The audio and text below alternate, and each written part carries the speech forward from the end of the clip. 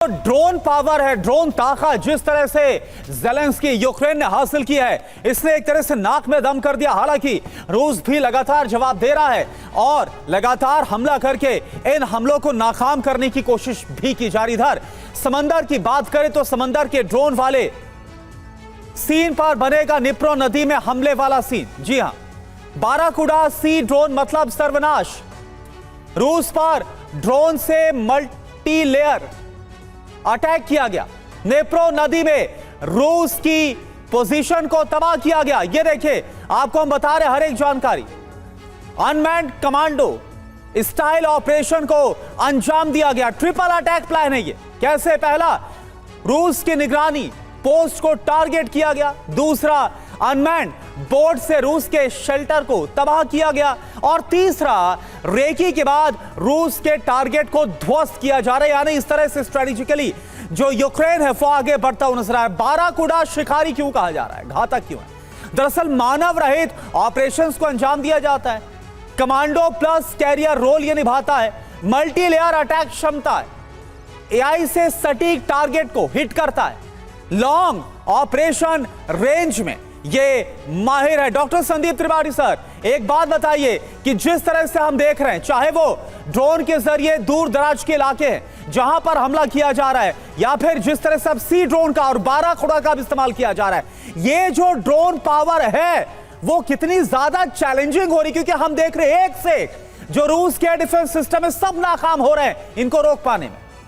देखिए, modern defence history में मुझे लगता है ये बहुत बड़ा माइलस्टोन साबित हुआ है और ये अपने आप में एक टर्निंग पॉइंट रहा। यूक्रेन रशिया वॉर जो है दुनिया को बता दिया है कि अब वॉर सरहद से नहीं, वॉर टेक्नोलॉजी से लड़े जाएंगे। और इसी बात को यूक्रेन ने मुझे लगता है इन 4 सालों में जो सबसे बड़ी इंपॉर्टेंट पॉइंट किया कि अपनी कैपेसिटी को बिल्डअप किया ड्रोन को लेकर के। यहाँ पर थोड़ा सा मैं जरूर कहना चाहूंगा कि रशिया ने अंडरस्टिमेट किया होगा। रशिया को नहीं मालूम था कि यूक्रेन अपनी ये कैपेबिलिटी को बढ़ा रहा है और यही जो पॉइंट था, यहां पर उसने बढ़त बना ली।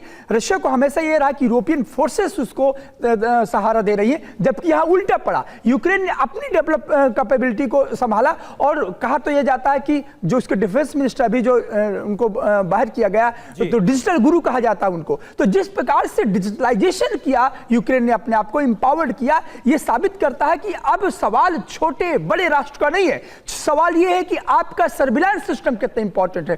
सवाल यह है कि आपका सैटेलाइट सिस्टम कितना इंपॉर्टेंट है। सवाल यह है कि आपका कंट्रोल कमांड सेंटर कितना इंपॉर्टेंट है। अब सवाल आपकी टेरिटरी का नहीं है कि कितनी बड़ी टेरिटरी है, बट यह कहना कि यह डिसाइसिव होगा, यह रूस पर बढ़त बना ली, जीत बना ली, यह मैं फिर से कहता हूं कि प्रीमेच्योरिटी है अभी यहां पर।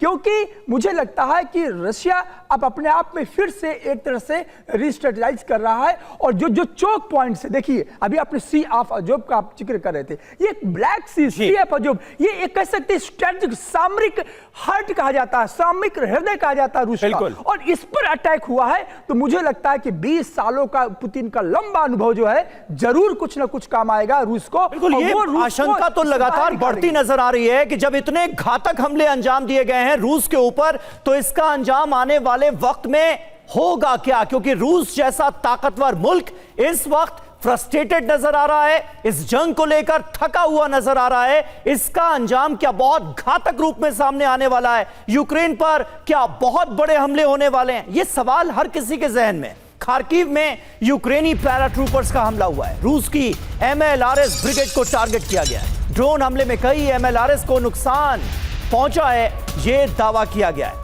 तस्वीरें आप देखिए, खार्किव की तस्वीरें हैं। एमएलआरएस ब्रिगेड को यहां पर किया गया है टारगेट।